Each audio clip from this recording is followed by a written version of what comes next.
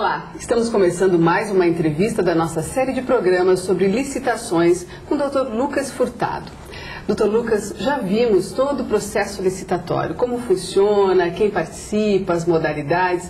Agora, finalizada a licitação, temos a formalização. É preciso se diferenciar a formalização de execução. O que nós temos que saber nesse primeiro momento pós-licitação? Encerrada a licitação com a homologação pela administração, pelo administrador público competente, que tem poderes para confirmar, para afirmar, por meio de um ato formal, que a licitação, além de conveniente, observou os trâmites legais, nós vamos passar para a fase seguinte, que é a relativa ao contrato.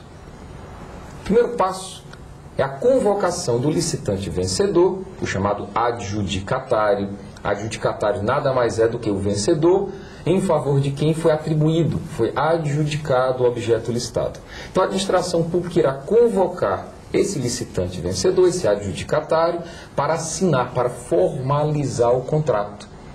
Na licitação, o licitante apresentou uma proposta. A administração pública disse, essa é a melhor proposta e agora venha assinar o contrato. Então, temos essa fase preliminar que antecede a própria formalização do contrato, que vai corresponder à convocação do licitante para assinar o contrato. É a fase de, não é isso, convocação, que deve ter sido disciplinada no edital. O edital deve ter dito como que será feita a convocação, dentro de que prazo o licitante convocado terá de comparecer à administração pública.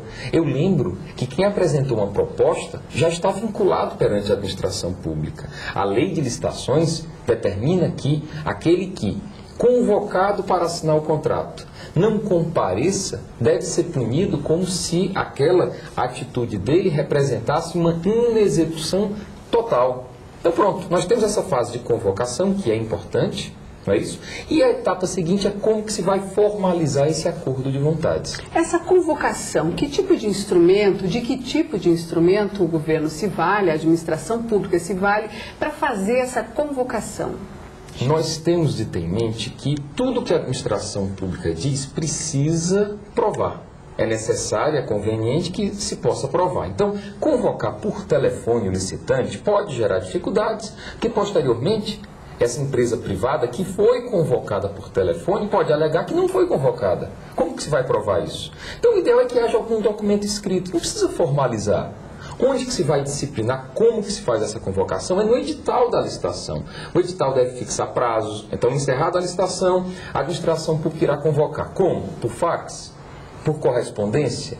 O ideal é que seja algo que se possa, por escrito, não é isso? Seja feito por escrito e seja juntado ao processo da licitação, para que se faça prova de que aquele licitante foi convocado. E caso ele não compareça, que ele seja punido. Então, o edital disciplina, por fax, por correspondência simples, mas algo que se possa provar, que se possa tirar uma cópia e juntar ao processo, dizendo que ele foi convocado. O que é exatamente forma no contrato da administração pública? Nós temos que saber que forma é como o contrato se exterioriza, como que ele se manifesta. E aqui é interessante comparar o contrato administrativo com o contrato celebrado entre particulares.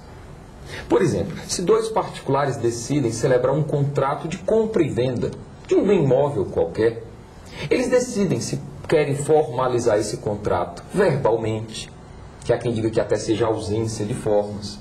Eles podem celebrar esse contrato por escrito por instrumento particular, ou seja, um papel redigido por eles próprios, em que eles se identificam e indicam as obrigações, o que cabe a um, o que cabe ao outro, o que está sendo contratado. Eles podem formalizar por escrito, por escritura pública, vão a um cartório, não é isso? E o escrivão, o tabelião do cartório, irá redigir as cláusulas e eles, particulares, irão apenas assinar. Nós temos aqui que o contrato é o mesmo. O que mudou entre um contrato verbal, um contrato por escrito, por instrumento particular, um contrato por escrito, por escritura pública? O que muda? A forma. No campo do direito privado, em que prevalece a liberdade de consentimento, a liberdade de formas, os particulares irão escolher a forma que melhor lhes convenha. O problema deles particulares é exceção no campo do direito privado o ordenamento jurídico, a legislação, impõe uma forma determinada. Deixa normalmente a critério dos particulares, das partes, a escolha da forma mais conveniente. No âmbito da administração pública, não. Tudo precisa ser provado. Então, toda a documentação que foi levada para o processo licitatório também fará parte da formalização? Isso. Nós temos de ter em mente que o administrador público precisa provar tudo aquilo que ele faz. Todo ato praticado pelo administrador público deve ser posto por escrito e juntado a um processo. Nós temos o processo licitatório, os autos da licitação.